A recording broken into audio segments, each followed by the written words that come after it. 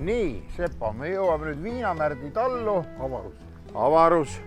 Ja see on selles mõttes huvitav koht, et siin tehakse juust, aga tehakse seda lambapiimast. See on mingi uus lehekülg. On. Tervis, näed siin, tere. Tere, rõõm näha. Me oleme huvilised. Tulime tutvuma teie taluga ja tootmisega, et kuidas valmib lambapiimast maitsev juust. No aga läheme vaatame. Lähme hea meelega. No, ma saan aru, et siin on telk püsti, et siin on käivad grupid või? Jah, võtame vastu siin tõesti gruppe, nii lasteaedasid kui turismigruppe. Rõivastamise puhul siis meil kehtib süsteem, et ülevalt alla ehk siis alustame peakattest. Nii. Kõik juuksed peitu. Kõik juuksed peitu ja nokk on ees. Võib-olla ees, jah. Patsi saab panna paha taskusse, kui on pats ka. Nii. Kuidas ma mõjun? Väga veenvalt. Selja tagant peeglis saab vaadata. Kas ütleme Vene ajal ka sinkest nii põhjalikku? Oli, ikka oli. Ikka oli, jah. Oleneb, kus kohas sa töötasid, mõnes kohas oli küll, jah. Nii, nüüd meil on kõik turvanõuded täidetud. Lähme edasi. Astume edasi. Accomodaatevi prego. Itaalia keel ei ole mitte juhuslik. Ei ole. Nii, me saame nüüd osa kogu sellest protsessist algusest lõpuni, jah? Mis ruumiga tegemist on? See on siis meie põhiline tootmisruum. Siin on meil siis selja taga on siis pastorisaator. Sellega me siis pastoriseerime juustupiima ära. Piim pastoriseerimiseks tuleb meil sealt luugist läbi seina. Läheb toru läbi seina ja läheb siis pastorisaatorisse ja pastorisaatorist pastoriseeritud piim siis läheb siia juustukatlasse. Ja siin on meil juba piim sees. Aga teil on kari enda oma, jah? Meil siin on jah lambapiim ja lambapiimast teeme juustu. Oma karja piim, eks ole? Jah. Okei. Ja siis see juuretis ja need laabid, need on selline firma saladus ja see, mis teeb sellest selle või? Need on need, mis teevad sellest selle ja need siis tulevad juba siis vastavatest... Ma saan aru, see on mingi firma saladus. Mis nüüd tehakse? Okei. Nii, nüüd me siis paneme siin selles kannu sees on laapensüüm ja selle nüüd me paneme sinna piima sisse, segame piima läbi ja siis jääb seisma. Mis see laap tähendab üldse? Ensüüm. Laap on siis ensüüm, mis siis kalgendabki selle piima ära, ehk siis ta muudab selle siis selliseks pakseks.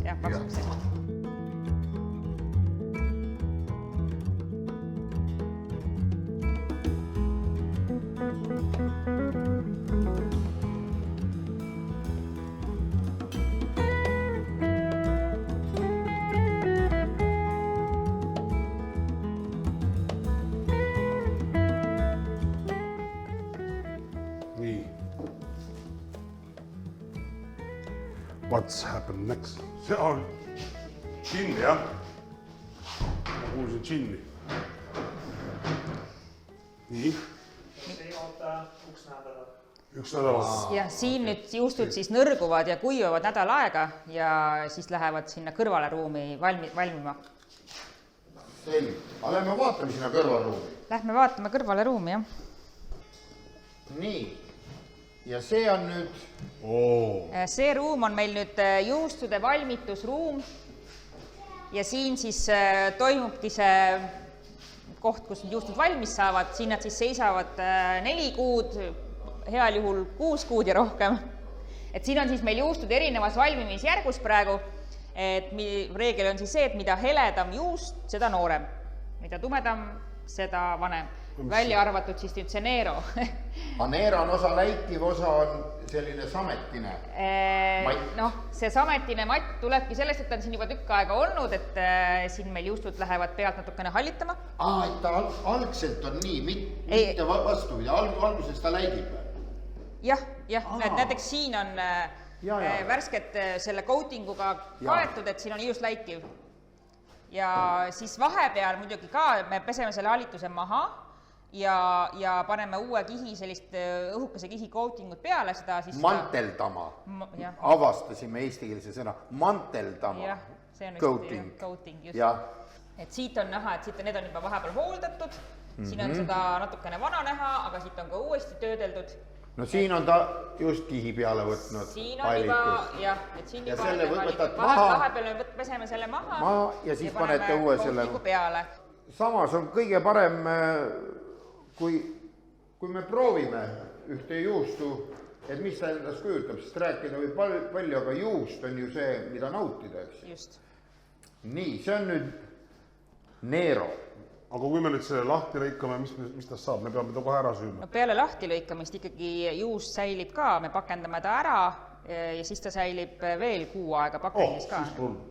Et see Nero nüüd, mis sealt juustu või sellest soolvannist enne välja võtsime, et nüüd 4-5 kuu pärast on siis tulemus selline.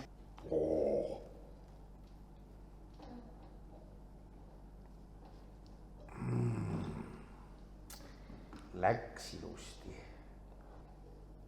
Ohohoo. Orošoo. Musta küüslauguga, jah. Need on nüüd liiga suured lõigud. Kunagi juustu puhul ei ole kunagi liiga suuri lõigud. Nii.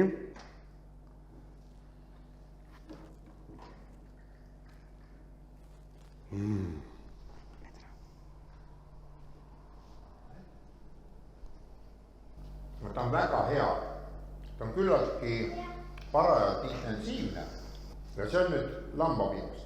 See on nüüd lambapiimast jah, et kõik siin ruumis olevad juustud on toodetud lambapiimast, et kõvad juustud on meil siis kõik lambapiimast. Me teeme mõningaid juustusid lehmapiimast ka, aga need on värsked, pehmed pasta filata tüüpi juustud, nagu näiteks siis mozzarella ja burrata. Nüüd on meil siis see juust ära kalgendunud ja nüüd Tõnis nüüd kontrollib seda kalgendi tugevust. On jah, ja mina selles mõttes, et mina olen nagu väiksest peale näinud juustu tegemist. Ja ma olin ikka nagu vanaema võttis kaasa, kui piima viis meiereisse. Ja siis sai seal ukse peal kõõluda vanasti, lapsed lasti juustuvanni serval vaadata. Ja minu arust see hetk, kui pandi noad sisse ja hakati seda kalgendit tõikama, see ongi nagu maagiline, minu jaoks on lapsest saadik ja see ei ole üle läinud veel. Iga kord on nagu põnev. Nii.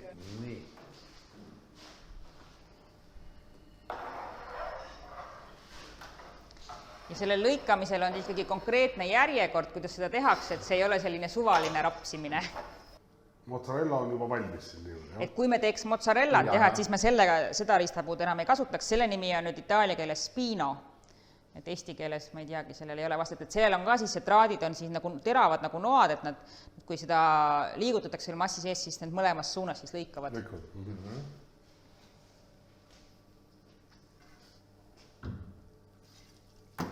Ja nüüd siis tekivad siit juba kuubikud, eks ole. Juust käib, tegu käib, nüüd võtame vormi. Juust käib nagu kogu õlu. Aita mind, Sepo. On need vormid. Amplid. Ja me paneme siia. Hakka panema, näed. Ja pärast tuleb see pläga siia sisse. Tuleb see segu, jah, tuleb siia sisse. Nii. Kas need vahed on mõistlikud või peavad veel lähemal olema? Üksteise kõrvale. Kohe nii? Jah. Ma mõtlesin, et... Oi, vabandust. No palun väga, mis siin toimub? 20 vormi. 20 vormi. 20, jah? Nii, 20 vormi, palju nende on. Ja siia sisse Sepo pannakse siis mass, see juustu mass, siis ta nõrgub ja oma raskusega samas vormub. Sa kuulad ka, kui ma räägin? Ma kuulen, vormub. Vormub ja mis ta veel teeb? Massub. No, nõrgub. No miks sa mind pritsid? See on soe vesi. No mis siis? Kõige tähtsam on selle asja juures, nagu ma aru saan. Puhtus. Nii, ja nüüd me... Nüüd te saate siin natukene siis proovida seda värsket juustutera. Värske juustutera. Jah. See ei ole nüüd maitsestatud? Ei. Lihtsalt piimast? Jah. Selline. Magus, on ju? Mõnus. lapsepõlv tuleb meelde. eks ole. Jaa, see on pigem magus. Jah, täpselt nagu isa tegi. Proovime vadakut siis, kui see on seisma pandud, seda vajub põhja natuke. Väga maitsev. Sepo toob vadakut kaasa. Ta on nõus ostma mingi 8 liitrit või 10. Suurem purk. Pipar, terad. Aga seda on tunda ka ju, kui sa hammustad, lööbki kohe, hammustad ka. Jah, aga see juust selle seismisega, ta võtab seda piprateravust nagu natukene maha. Kas ta läheb pehmemaks, ei lähe? Pisut küll. Pisut küll, jah. Aga ta ei ole enam selline nii intensiivne, jah, et ta natukene ikkagi, see maitset läheb sealt terasest juustu sisse, et ta on niisugune mõnus. Okei. Et siin nüüd saab vadakut proovida, see on nüüd siis lambajuustu vadak. Vadakus on kasulikud vadakuvalgud. Proovige ära. Ei pea põhjani võtma, sest ta on soe ka. Ta natuke meenutab seda graanuli.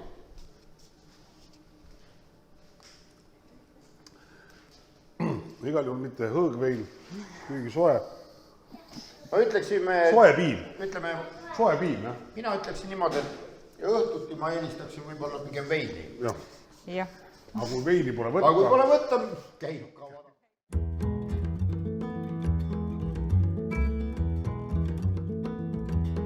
Juustu vadakust on võimalik kotat.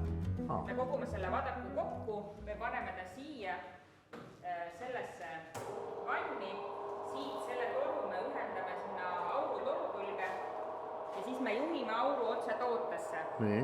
Me kuumutame selle 90 kraadini, lisame soola ja sidrunihapet ja siis selle kuumuse ja happe tulemusel siis rikotta vadakuvalk, see sadeneb vadakust välja ja tõuseb pinnale. See lihtsalt tuleb kokku korjata siis pinnale.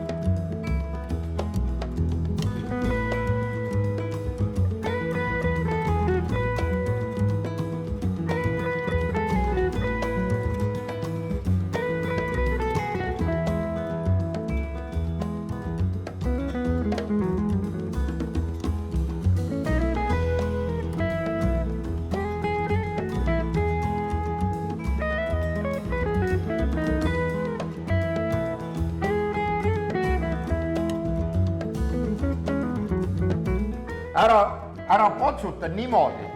Sa teed niimoodi. Näe, võtad nii ja lihtsalt rahulikult teed ta väiksemaks, saad aru. Siin ei ole mingit kunsti. Mitte mingit kunsti ei ole, Sepo. Nii, ja nüüd, kui ta on väiksem, vaata. Asetad siia ja näed. Väga lihtne, jätka. Ma olen rääginud lambastega.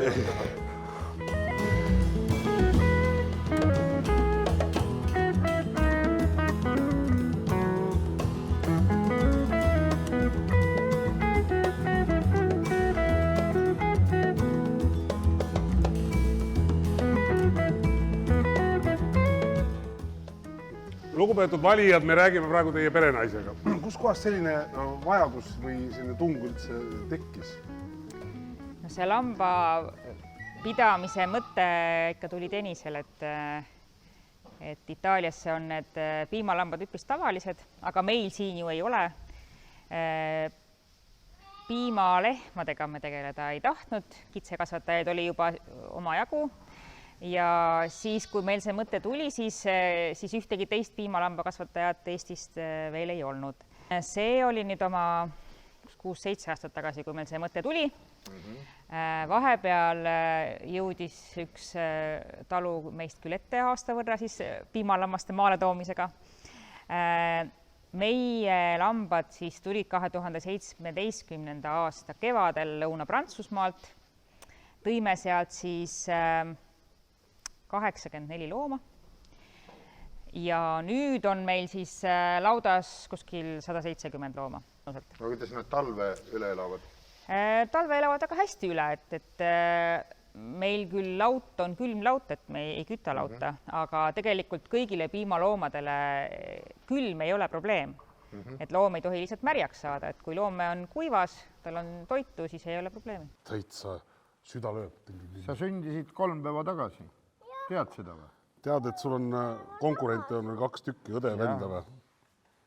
Et see ei ole ainus pärija. Oi, Usso lomba jõukene. Nii armas, jah. Nüüd kargab näkku kinni. Ja kuidas neid lüpstakse, selleks peaks olema ikkagi mingi robot, jah? Ei, robotit ei ole, et kitsedele ja lammastele roboteid ei tehta, aga meie lüpsame siis lüpsiplatsil, meil on siin seinas on 2 ust ja selle uste taga on siis lüpsiplats, et lambad siis lähevad ühest uksest sisse, käivad lüpsiplatsilt läbi, lüpstakse nad ära. No mingi tolmuime. Käsitsi käib. Ei lüpsa käsitsi, ikka lüpsimasinaga käib siis niisugune torusse lüps on selle nimetus. Ja kui on lüpstud, siis tulevad teisest uksest välja tagasi. Aga siis ongi ainult juust teil või? Ei ole? Ei, lambapiim tegelikult lisaks juustu tegemisele sobib väga hästi ka jogurti tegemiseks ja jogurtit me teeme ka. Ja lisaks juustule ja jogurtile siis teeme me veel ka jäätist. Gelato. Gelatot, lambapiimast. Kas võiks mekkida? Seda tahaks proovida küll. Lähme proovime. Lähme. Magustaid lõppu, suur tänu. Noh, aitäh lambad! No näed, selline lambafarm. Ilus on see Eestimaa. Ilus on Eestimaa ja vaata, mis kõik tehakse. Noh, tehakse lapsi, eks ole. Vähe sellest, tehakse juustu. Tule istu, jah. Siis on sul õnnelik lapsepõlv? Ütle. On või? No, palun väga. Lambad sulle meeldivad. Juust sulle meeldib. No ikka, jäätis meeldib. No, võt. Ja just nagu... Oi, nagu võluväel. Ja see on nüüd teie enda tehtud jäätis. See on meie enda tehtud lambapiimaga gelato. Ei saa! Aga sa oled oma. Kohe sa saad iga päev vist. See on nüüd mis? See on pistaatsia. Jah? On jah selline. Ja teine on jogurti astelpaju. No väga hea. Aitäh kostitamast. Tänan, väga hea ja huvitav oli teil. Et soovime, et teil kenasti läheks ja armastus nende lammaste ja juustu vastu jätkuks. Aitäh. Ja et saaksite puhata ka vahest. Katsume. Küll need ajad ka tulevad. Küll need tulevad. Selline sai siis tänane väikene agroturismi raames reis Viinamärdi tallu. Jah, ja siin ei olegi midagi lisada. Eestimaal on väga palju huvitavaid kohti ja väga palju huvitavaid toodanguid ja talusid. Nii et külastage ja nautige seda kõike, mis teile pakutakse. Aitäh! Tänan!